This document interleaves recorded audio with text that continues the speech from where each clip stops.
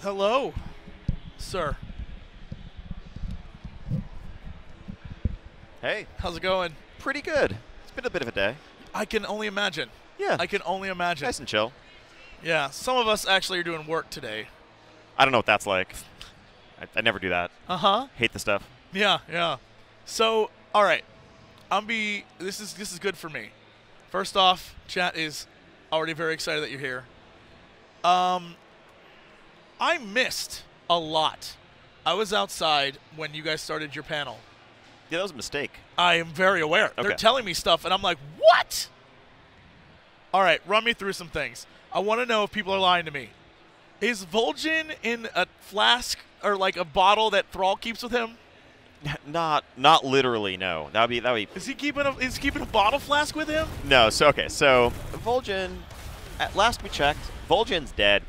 Vol'jin was cremated on a funeral pyre. Yes. That means he's ash. So But he's a troll, so he can like be a spirit. He can be both. Okay. But his physical manifestation is basically a pile of ash that's in a funerary urn.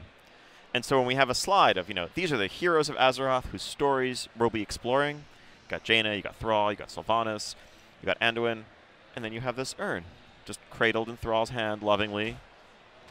One former war chief to another. That's how it goes.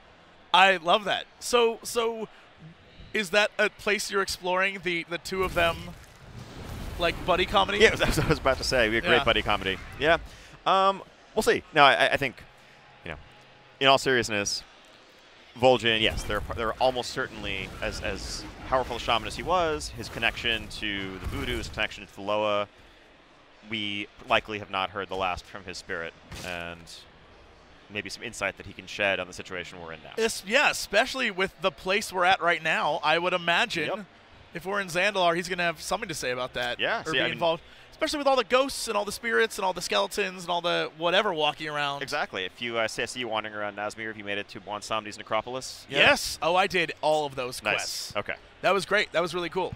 I can't wait to see what the storyline there is as time progresses, because there's some like cool lore there too. So just a bit. Yeah. That'll be fun. Okay. So also, I need you to tell me the truth on this. I have to? I can't lie? I mean, you can lie, but okay, chat cool. will call you out on it. Maybe. So, who started it? Who attacked first? The Alliance attack Undercity first? Or, was the retaliation on... That's the question, isn't it? I don't know. That's what I'm asking you. Maybe it was simultaneous. I don't believe that. Yeah. Not for a minute. You have to see. So I think, of course, because it's in the cinematic, that it was definitely Alliance first, because you know them werewolves, them Worgen. Yeah, Gen has a score to settle. I mean, he's been chomping at the bit for a while on this one. They're leading poor Anduin astray. Yeah. His dad told him not to be that guy. Yeah. But then again, and he is that guy. Sylvanas and other elves. You never know.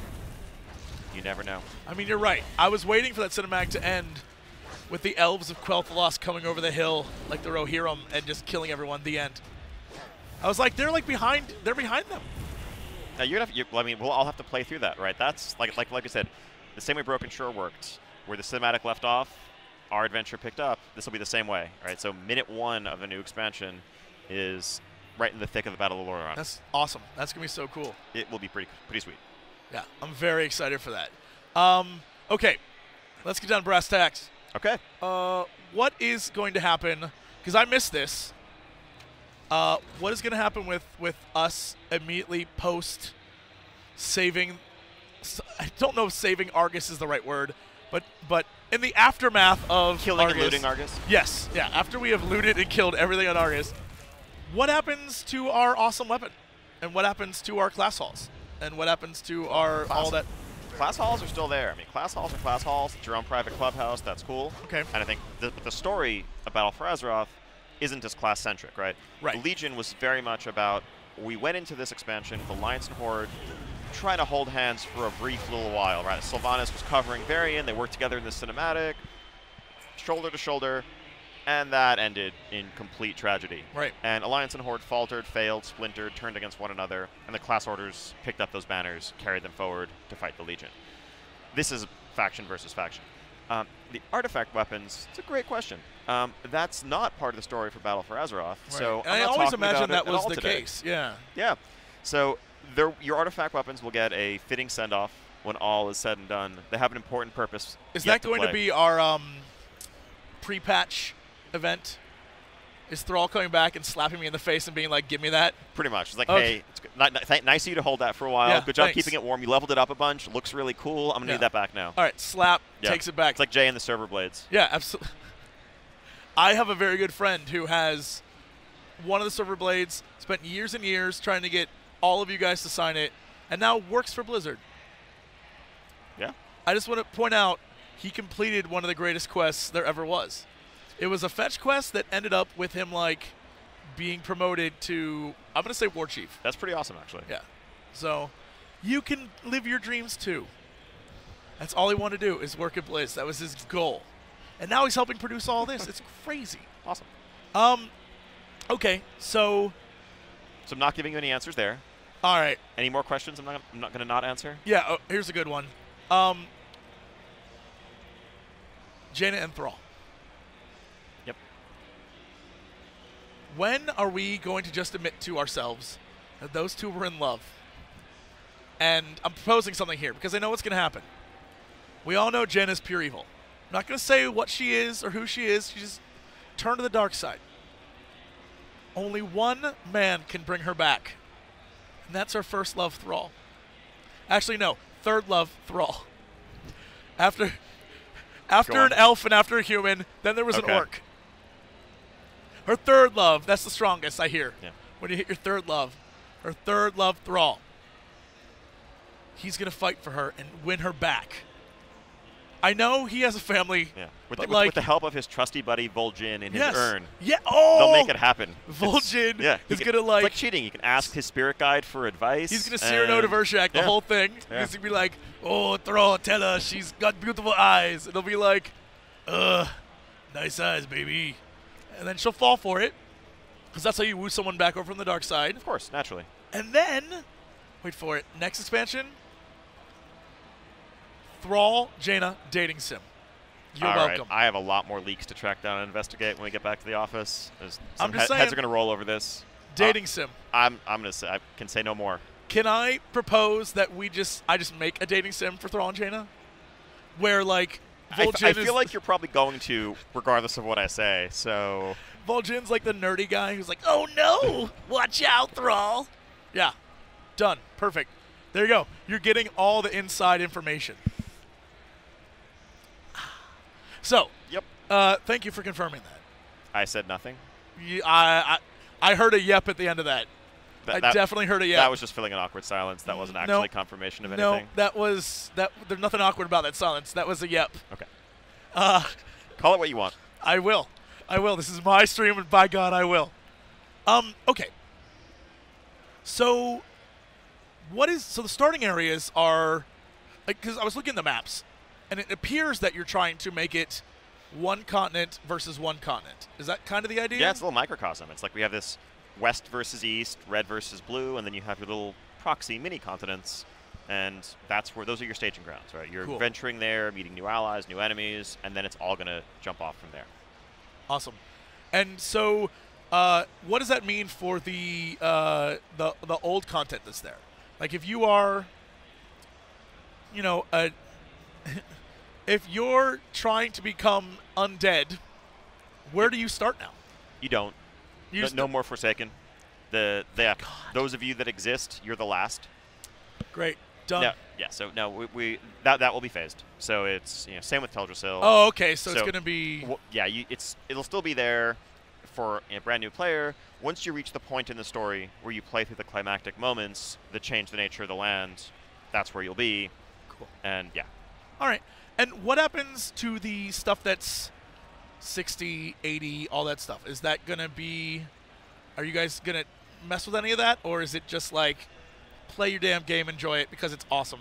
And like... Pretty much. I mean, there are some chronology issues, but at the end of the day, you're playing through a sequence of events, right? It's like, yep, when you go, you can go back to level 66, you can go back to Garadar and meet this young orc named Garrosh who's trying to get over his daddy issues, and follow that whole trajectory. That's just how it goes. I love that, yeah. That's leveling. Although, proposal, just have, like, Chromie on board the airship. Just like, hey, y'all, what's about to happen is in time and stuff. Like, it's Warcraft. And then she winks at the camera. And I feel like it's one of those things. If you're a new player playing through the sequence, it makes sense chronologically, by and large. Let's forget the 1 to 60 kata rewinding. Other than that, it all makes sense when you're going forward.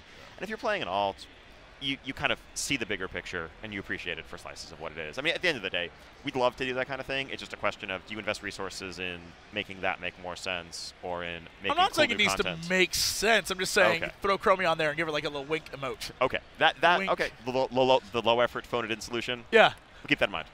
I'm just here for those. If you ever need those ideas, I got you. Cool. So then what happens with Teldrassil and Undercity? Like, are they things? Yeah, what are they? Did you talk about that? Am I asking questions? No. I mean, certainly it is heavily implied by what we've said so far that Teldrassil has been reduced to a heap of ashes, like a larger version of Vol'jin. And Undercity, well, we'll see what comes of it. There's a pitched battle being fought over it. Alliance wants to reclaim their capital of Lordaeron. And I mean, it makes sense. Like, I get that, but, like, why? Man, I'm interested to see the reasoning. Because clearly in Kata, when they nuked that one tree, I don't remember the name of it. It's an Alliance tree. I don't care.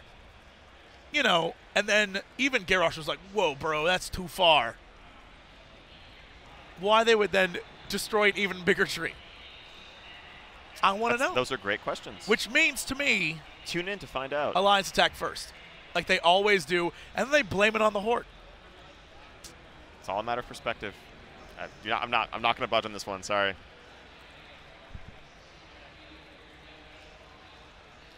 I don't believe you. I don't believe you. All right. It's all a matter of perspective. We'll see. Time will tell. You know what? That sounds very Sith of you.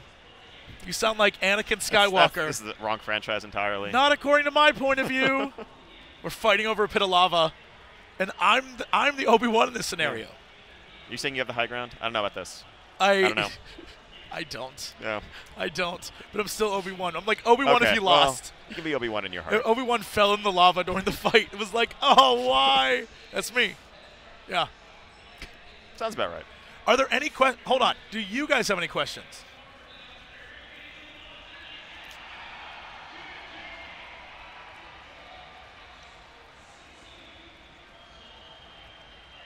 I don't know how backed up we are. Yeah. Oh, people want to know about Silvermoon Exodar. Well, I imagine, like, they're still there. They're still there. Yeah. Yeah. And doing their thing. Pretty much. Oh, that's a good question. Where's the Jesse NPC? Get it in there. That is a good Ian, question. This is all right. Note to self. I will. He knows to self this all the time. Double, triple note to self. Note to the team and self. Don't Maybe note to the team. Something about it. Don't note to the team. They're going to be like, and remove all mentions of Jesse forever. .com/screw him. Janus Dreadlord. Okay. Sub races. Oh, yeah. Okay. Why? You mean allied races? It's true. They're not sub. They're allied races. So I think it's pretty obvious why you included what with what. But why the inclusion now? Because I know that's something a lot of people have been asking for a while. Yeah. One of my big things has been like, why can't I just be like a troll, but like a bandaged troll? And I feel like everyone always wanted to have that, oh, I see this NPC in the game, and I'm like, so cool. Why can't I look like that? So why now was there the choice to do that? I think it's a mix of, things like the Nightborn, the High Mountain Tauren, kind of bringing that into the fore in recently in Legion. Definitely a lot of people saw the Nightborn and like, wow, those guys are awesome. I want to be one of those. Yeah. And obviously requests for sub-races in some form have been around for a long time now. I think it just fit in perfectly to the theme of the expansion. I think with a lot of this type of feature, there's a ton of ideas. There's a ton of things we'd love to prioritize, but it's a question of what makes sense as part of the broader package of an expansion. Right. And with the world choosing sides, battle lines drawn, Alliance versus Horde, it felt like the right time to really capture that reaching out for allies where you can find them vibe. Cool. Yeah, I love that. And which goes into, apparently, from what the video was, look, What is going on with what appears to be an RTS inside of WoW? What is that? You mean Warfronts? Yes. I missed all of that except for the bit they showed in the video.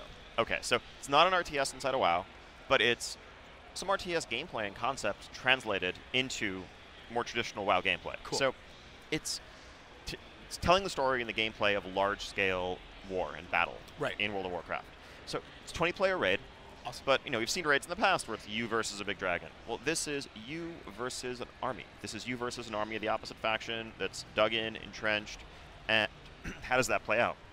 And the answer, like the things that are going to inform those gameplay decisions and fantasy choices, the natural place to turn is War 2, War 3, those RTS routes. You need to secure supply lines so your peons can bring gold and lumber back to your town hall. Then you can upgrade your barracks. You can build your armory. You can train troops, lead that army against the enemy forces, and just a different type of an epic raid experience. That's cool. Yeah, speaking of raids, people are already saying, ask about raids. Our 10-man's coming back. 10-mans are here. Yeah. I don't know. Also 11-mans and 17-mans and 24-mans. I mean, good question. Yeah. You got your answer. Yeah. What's the deal with Void Elves? Well, I mean, play the new stuff. Yep. I mean, and you'll find out the deal with Void Elves. I'm not going to spoil anything. Play anything that's come out in the last, just log in right now. Go to Argus. Yeah, hang just out log with in. Yeah, hang out with Ilaria. You'll see. You'll see why Void Elves are on their side. AKA it's the new class halls? I don't know that it sounds that way. The Warfronts, I don't think so. No. I mean, yeah, Warfronts more. That's a combat experience. Right. In the place of class halls, I think there'll be heavily built up hubs that are more, faction themed, but that's all the classes shared. Okay. There'll be that you'll have vendors and systems. That'll be your jumping off point for venturing to an island, venturing to Warfronts. So I ask because Halloween is a thing that recently happened, and I'm thinking about next year. Yep. Every year you have us go into the enemy capitals and stuff. Thinking ahead with these 2 islands, are we going to be going there and back? Am I going to have to go to Kulturas and deal with those humans? I mean, that's a good question. Probably. So, I mean, at max level in battle, both continents are fully accessible. You'll have content that spans both. So you level up in your half of the new zones, but then the amount of playable space effectively doubles once you hit max level. So you'll be there routinely doing quests, completing other objectives, and maybe doing some Halloween shenanigans. Oof. I mean, Hollow's End shenanigans. Sorry. Sorry. Hollow's End is canonical. Yes. Not Halloween. We don't know anything about that. Yeah, okay. So will Mag'har orcs and high elves be a thing? Well, that hasn't been revealed, so probably not. I mean, so Draenor orcs, I mean, that's certainly a place we could turn in the future as we look for more allies. I know a lot of people are like, where's the brown orcs? Yeah. So. I mean, that's certainly an option for the future. High elves, honestly, spoilers, guys, blood elves are pretty much high elves. Yeah. Void elves are also pretty much another flavor of high elves. Are there any major high elf hubs left where you could be of course there are adventurers willing to come from there? I don't think so. I don't think so. Yeah. So I don't know where they'd come from to begin with. Yeah, they've basically been assimilated into other cultures. Yeah. Please, high elves. I feel bad. Feels bad, man. Sorry, South. Yeah. What about the pirate scenario thing? Oh, yeah, where you can loot and plunder and go island to island. That was cool looking. Yes. Okay. So those are it's a feature called Island Expeditions. Okay. These are, I mean, they have some elements in common with scenarios, but the theme is a vibe of exploration and really not knowing what you're going to find until you discover it. Unlike a dungeon where, once you've run it a couple times, you know what's around the next corner. We've approached creating this island experience with a mix of handcrafted and dynamic content. So you might visit an island and is it going to be full of trolls? Is there going to be a curse in effect, undead rising from their crypts? What sort of buffs will be accessible to you? What are obstacles you're going to have to clear? And as you do this, as you explore these islands in search of resources to benefit your faction, you're contending against an enemy group of the opposite faction that are basically hyper-intelligent NPCs that are behaving strategically, tactically. If you sit back, they will clean out the entire island of all of its resources, get on their ship, and sail home, leaving you with nothing. Interesting. That's cool. Yeah, and so it's 3-player, role agnostic, like Mist Scenarios were. So really quick queues if that's what you're into, or you just grab a couple friends, and it should be a unique experience. That's awesome. Yeah. All right. I know immediately guy asking, or girl, asking third faction for people who with brains. No, you're never going to have that. Not allowed. Not allowed. I know it would be like, I don't know. I don't know who's left because there are allied races now. But maybe over time, the Naga will, like, join a faction. Wink. Someday. Yeah. Someday, once we've beaten them into submission. Hey, speaking of which, have you announced anything besides what's coming at launch? Like further down the pipeline for the expansion? The only thing that was really hinted at was that, so the first raid is a troll raid, because we haven't had a troll raid in far too long. I actually don't know how we've survived this long without a proper troll raid. Are we going to get our answer to the snake tail? Is that happening? Or what? In Gundrak, there's a snake tail. Go on. And we never got an answer to that. It's just a big-ass snake tail. Okay. Yes, and then when I saw the snake, like, tribe people, I was like, yeah, maybe. Yo, are we going to get our answers now? Thousands of miles away, there'll just be a random snake head sticking out of a wall, and you'd be like, which then would make that a giant snake. And I would say to you, there needs to be an NPC there that was like, I told you! Yeah. And that his name is Ceci Jocks. You're welcome. Note to self. You're welcome for that one. Yeah. But yeah, so Troll Raid, Titan, like ancient Titan quarantine facility, some troll stuff, some old gaudy stuff potentially, like Titans tend to get into. But the hint was the next raid after that, we're going to be grappling with Queen Ashara. Great. So that's good. So is that? Do you think that opens up is that going to open up an entire new area? Are we going to be underwater again? Everyone loves Vashir. Everyone loves swimming. Everyone loves underwater quests. I don't see why. We should just do lots and lots of that. Let me just propose side-scrolling Mario underwater music. Sure. Slightly different. We don't want Nintendo copyrights, but like, Yeah, it makes sense. No navigation, just hit space bar to like just do a little doggy paddle thing. Little Flappy Bird levels. Yeah, you'll just make it. Perfect. I believe in you. I think you could do it. Okay. You have the technology. I feel like you could pull it off. All right. I'll go back. I'll pull most of our designers off, making the next raid and just give it to one guy and be like, you. The intern. Make the infamous intern. Yeah. Hey, intern, make it Flappy Bird. Yep, yeah. Exactly. I'd play it. I'd be so excited. Are you going to keep the Legendary system? I don't think so. I think that changes, yes? Yes. So we haven't mentioned this yet. But happy to talk about it. So yeah, Legion Legendaries, I think we've talked a lot about them, learned a lot of lessons in the process of making them. But no, they are not continuing. This system of 100 some odd Legendaries that just drop randomly from any activity potentially, that will not be a presence in Battle for Azeroth. Some of the lessons we've learned about customization and making items more exciting, those are being carried forward in what we're calling the Heart of Azeroth system, where there'll be certain pieces of armor that you can customize, make choices within, but this isn't a randomness-driven system. This is just an extra progression system. So a lot of lessons learned there. In some ways, like the Heart of Azeroth in Battle for Azeroth combines learnings from artifacts and legendaries, just trying to give players goals to strive for and ways of customizing their characters to suit their playstyle. Cool. Yeah, that's awesome. Updated models for Goblins and Worgen. I don't know. I don't think that's a thing on the menu. It's sort of. So it will not be in Battle for Azeroth at launch, but it's actually something that is like it's a thing. It's a thing we're going to do. Awesome. Promise. It's a thing we're for sure going to do. I'd like to see us get to it during one of the patches for Battle. Honestly, it's just a question of frankly, and I realize arguments about this takes a lot of time. It's like, well, you guys make you have all these people and subscription money. Everything should be possible. It's just a question of what we spend the time on. Updating the Goblin and Worgen rigs to use the new facial animations and all of that is actually like literal thousands of hours of art time. And so it's a question of what do we deprioritize to make it happen. But 100% understand, if you're a Goblin or Worgen player, you've been waiting probably too long for that. We need to make it happen. We need to just carve out that time and do it, and hopefully soon. Fingers crossed.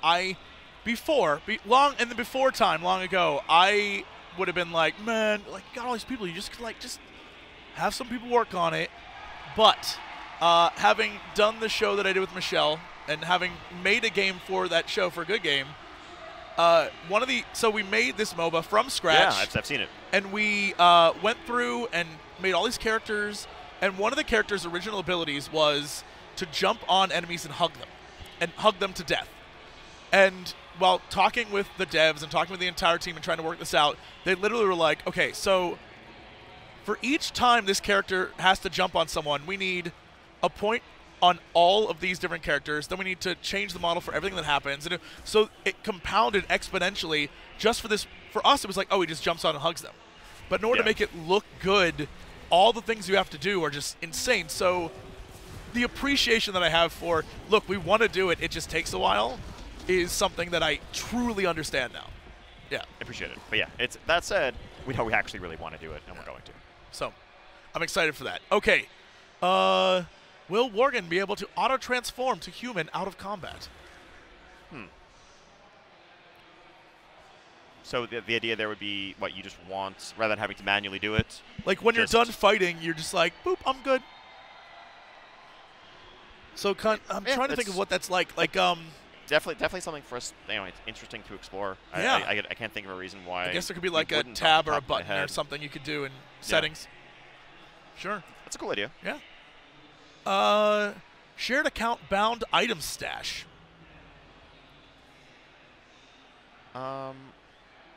No plans for that in the immediate future, but cool idea. Yeah, it's. I think, especially, I think maybe I could see a better argument specifically for things like the reagent bank, where especially as if you have miner and herbalist having to mail stuff around between characters, if you want to have a different one crafted, that gets particularly inconvenient. A lot of the other stuff that you would tend to keep in your natural bank often isn't account bound. They're various soul bound items that don't necessarily transfer between characters. There's some awkwardness there. Like you would not be able to put true BOP items into this thing. So that would be like a separate sub bank. But it's definitely a thing for us to consider. It's a cool idea. Yeah. Okay. What about Titan Forge system? What about it? Well, this guy is saying, because I know Zalthrian, he is a hardcore raider to the nth degree, is asking what the future holds with Titan Forge. So what he probably wants to hear is we're getting rid of it and nothing. No, so we're actually, sorry, we're not.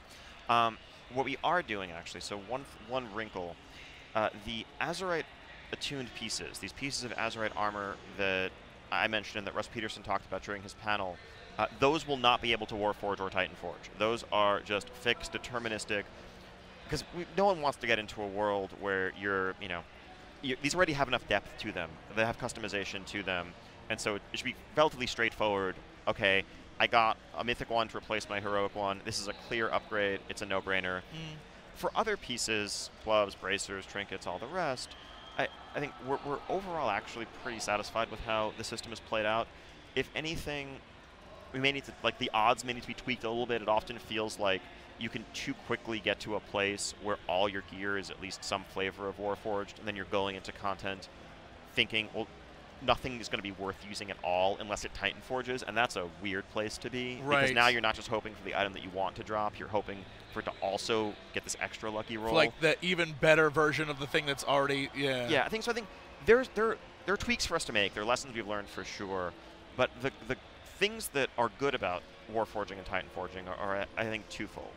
One, it's when you're, if you're a raider, there's value if you're working on Fallen Avatar right now. Let's say you're progressing on Mythic Fallen Avatar, but you've been doing Tumas Argeris for quite a while. You are re-killing those first few bosses on farm for a long time. In the past, you would very quickly get to a point where you didn't even bother looking. I mean, you did, but you practically might have not even bothered to look at the corpse because there's nothing this boss could drop that's good for me. Right. Versus there's always that chance that we could get an upgrade. The raid as a whole is going to continue getting stronger, right? In the past, if you're stuck on boss 9, your raid's power level might have relatively plateaued because of how long you'd spent in the zone. Now, there's that little bit of progression to look forward to.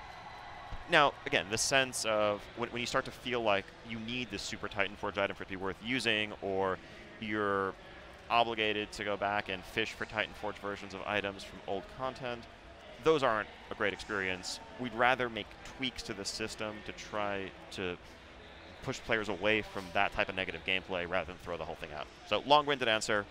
We're limiting it. We're changing some things, but we're not throwing it all out. Cool.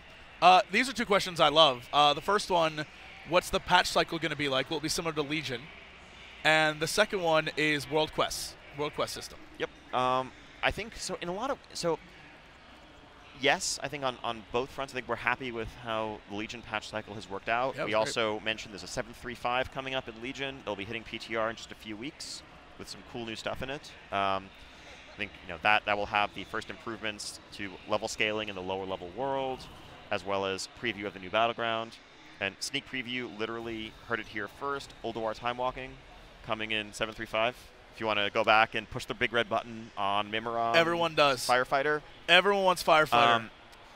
So we're really happy with that. We want to continue that into the future. It's all about a steady stream of content and always having something to look forward to. Cool. World Quests, again, lessons learned, tweaks and improvements to the system. What types of World Quests are fun, which are less fun, how can we vary the experience, how can we structure emissaries better. But the system as a whole is pretty solid. Yeah. And so that just a slight tangent off that. So a couple of people trying to catch up frantically on Twitter, on the internet, on my phone between panels, talking about their impressions of the morning panel. And in some ways, there's a lot of things we didn't mention. And part of why we didn't mention them is we're happy with how the state of a lot of systems are in Legion today, whether it's Mythic Keystone Dungeons, whether it's World Quests and Emissaries, and the replayability and diversity of the max level experience. And so we're just looking to build more content in those structures. There's no crazy new announcement there. It's just, we're happy with this. We're going to do more of it. And now let's focus on the handful of new things that are changing things up. So, one of the things that I always seem to notice is, and I know we've talked about this before, every expansion you guys try a few new things, and then what works you sort of push heavily into the next one. And so what are some of the big takeaways that you've had from Legion that you're now like, okay, we're going to really focus on that in the next expansion? So, I think a really big one is the artifact weapons themselves staying behind, but that extra progression path that players had and that universal goal, I think there's a lot of value to it. There's wrinkles with tuning, the awkwardness of bags full of items, and we can get rid of and improve and streamline all of those in a future iteration of the system. But the feeling that when your friend asks you to do something, even if you don't need an item from that zone or whatever, you're still getting something out of helping your friend versus just doing it out of pure altruism. Yeah. Or if you log on, you do a couple dungeons, even if you didn't get the specific item you were looking for, well, at least you're a bit closer to some tangible goal. There's a lot of value to that in terms of keeping the end game diverse and exciting, and we want something that fills that niche. And so it's just a question of what's the best way to do it, and the heart of Azeroth is what fits into the story of Battle for Azeroth. Cool. Okay, I see a lot of questions all of a sudden about Classic. Man, last time we talked about Classic, yep, it was like, well, it's a cool idea, but not right now. So were you just lying to all of us, Ian? No.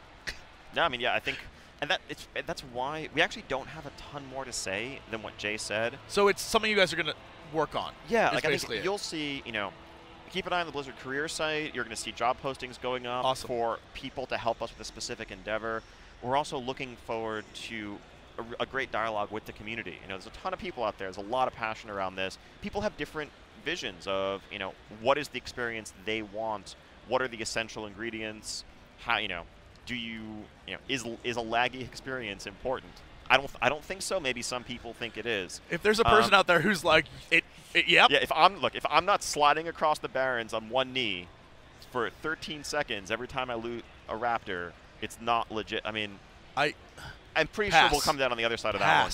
But there's going to be a lot of spirited discussion around that, and we're going to look to the community in a lot of ways, because this is, there's a labor of love. This is restoring something that was a precious part of all of our gaming histories. Yeah. And we're excited to announce that we're working towards it. And that's where we're at today. I'm really excited because I know there's a lot of people who are,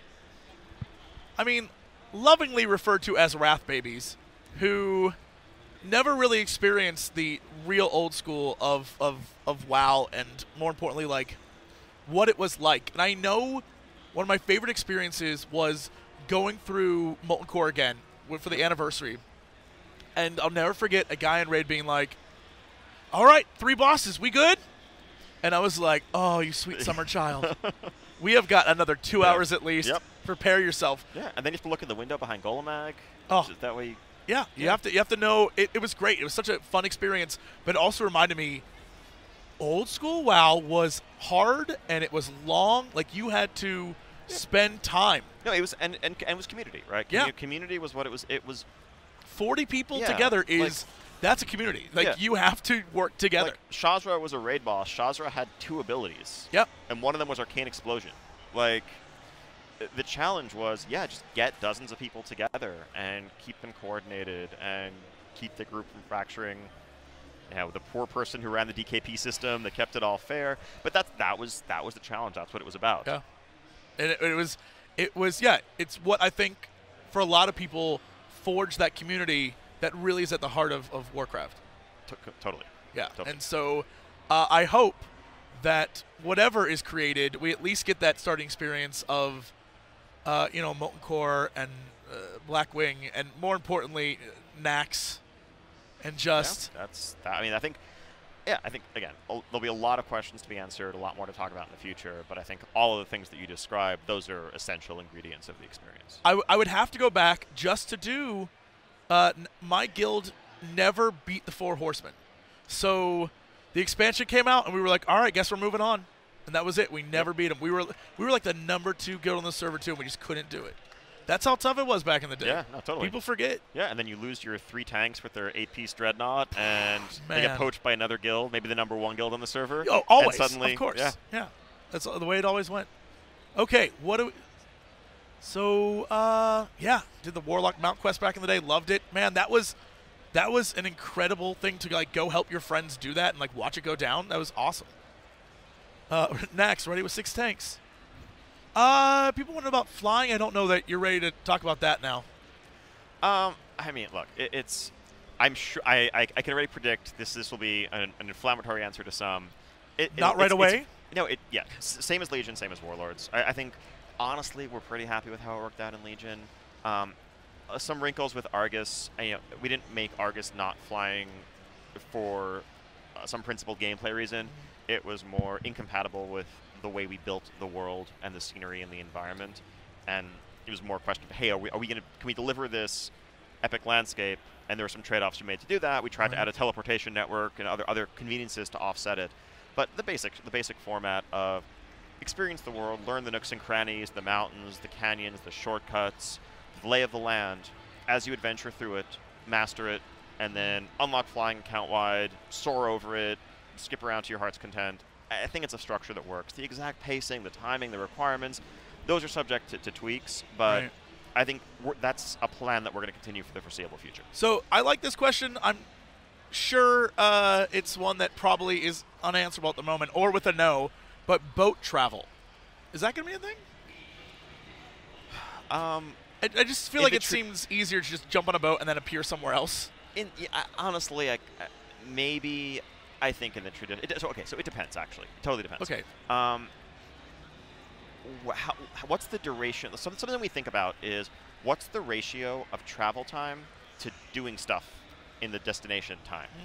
Back in the day, when you waited for the Zeppelin to go over to Eastern Kingdoms because you wanted to start questing in a zone over there, or you had some big class quest, like, okay, you were waiting for that Zepp for 5 minutes maybe. Yeah. You'd get on it, but you might spend the whole next day over in the new continent. That felt cool. If you're heading over to Zandalar as an Alliance player at max level to do some world quests, you don't want to wait for a ship for 3 or 4 minutes waiting for it to pull into the dock. That ratio would just be off. So I think it depends on the frequency of travel. Our inclination for something like that would be you go to the dock, there is a ship, you get on the ship, you talk to the captain and say, hey, plot me a course to one of these 3 ports. You get a little ... on the map, a load screen, and you arrive. Yeah. The only way I could see boats being totally awesome is if you could have Horde and Alliance ships that actually fought in the ocean And, like, Totally. you could blockade island. That would be awesome. But that probably requires a lot of work. Yeah, I mean, there's a whole new, expansion level feature maybe somewhere in the future that's like, all right, this is the boats expansion, finally the Fabled South Seas expansion. That'd be cool. We can go to Tel Aviv, have some bananas. I would love that. Yeah. Yeah, and then you just, like, go boat around. Exactly. There is one brave soul who has been asking about Kazan the entire time. Will it be more than just a dungeon? Are some dungeons faction exclusive? So like vanilla back in the day. Well, they weren't exclusives. You had to run there, but exactly. So Kazan it's a dungeon. Not currently planned to be more than that, though. It's as we revisit it, who knows what it could turn into in the future. Some dungeons will be faction exclusive in the level up experience, the same way Dead Mines was kind of Alliance exclusive, even though a Horde player could go there. It would have been very inconvenient and unsafe. Because you're going to level in your own continent zones, the dungeons are very closely tied to the storylines for those zones. It makes sense to have that be the pool that you're leveling through. Once you hit max level, though, all 10 dungeons are available to both factions, and everything opens up. Cool. Well, I mean, that works then. All right, let's see if we have one more question, and then we're being booted off. Wow. Wow. Okay, it's got to be a good one. Is there anyone there that you see that you're like, I have to answer this? Sorry, no current plans for Gnome Paladins, but maybe. His name's Mr. Gnome Paladin. You ruined his screen name. I know. We want to, we try to be as flexible as possible when it comes to, the race class combinations. Part of it is, the nature of Paladins. It's this, orderly dedication to the light, this combination of things that feels somewhat at odds with gnomish nature. It's right, the same, their technology, and they probably value science over, heal. A bit. I mean, though, yes, I know you can be gnome priests, and I understand that. I know that techno priests. I know Gnome are gone forever, and there's the awesome gnome-only guilds out there, and they're cute. We love killing you. No, and exactly, and it's clearly a handicap that you don't get to have paladins in your ranks, but what you accomplish is all the more impressive for it.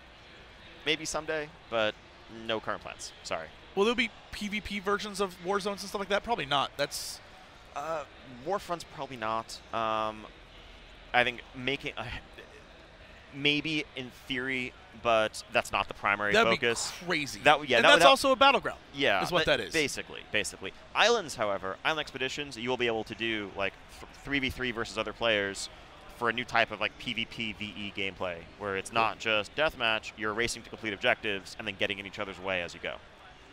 Okay, we answered a lot of questions. If you want to hear more of them, literally just go back and watch the VOD of this video. That'll be up in seconds. But more importantly, final question. How do I earn my orc skin in Destiny 2? What? When I play Destiny 2 and I want to change my character, how many hours of WoW do I have to play to get that skin? That's a Bungie game. You can get it through the Blizzard launcher. We know. Love Destiny 2, but yeah. Oh, different all right. companies, dude. Hey, Bungie. How do I get my orc skin, y'all? All right. Sorry. No, damn, ruined. Okay, thank you so much, as always. Pleasure as always. Yeah, thank you. Okay, that's it, guys. I'm done. They're booting me off. Mei's got to go. I will see you guys shortly, I'm sure, on the internet, but I'm going to sign off here. Bye. Live your dreams. Be good. Where's the payoff? Bring the strippers and booze! We do occasionally talk about video games. Bring the strippers and booze! Out of time for video games. Bring the strippers and booze! Oh, thank God, I don't need pants now. Hey, JC! What are you doing? Not much. Making a fortune. It's a production of broadcast. Yeah, now sing music. It's a production of broadcast. Bring the strippers and booze! It's a production of broadcast. I'm here to ask and answer one simple question. It's a production of broadcast.